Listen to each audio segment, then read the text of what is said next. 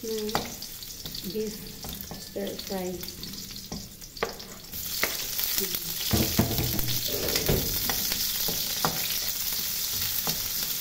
Ang baon ni Mr.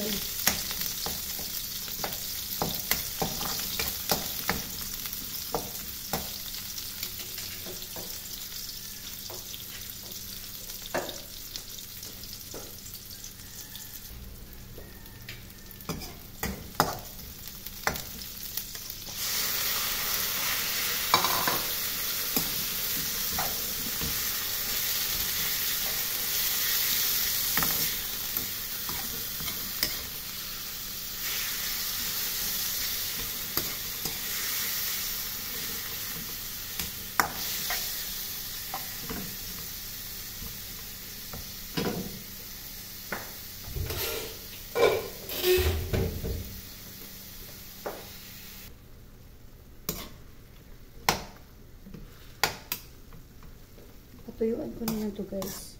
Pag natuyuan na to, saka ko timplahan siya ng lasa niya. Pero may timpla na to. Pero saka ko titikman kung okay na. Kung may kulang, magdidagdag na ako. At luto na to guys. Ayan, mabilis lang naman yan. Malambot na part ng baka to guys. Maglalagay na ako ng liquid seasoning. Ayan, konti lang.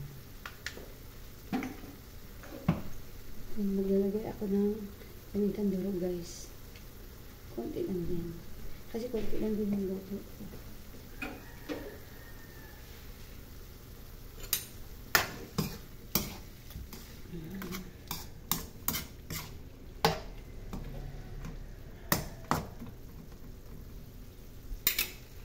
Naglagay na rin para ako ng oyster sauce guys. Hindi ko napakita ng ibuhos ko. Oyster sauce. Ayan. Kunti lang din. Ayan. Ang bango niya ng mga loves. Antay na lang natin siyang maluto guys.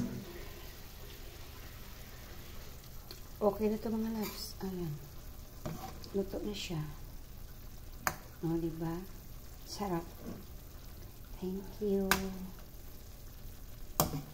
Bye-bye.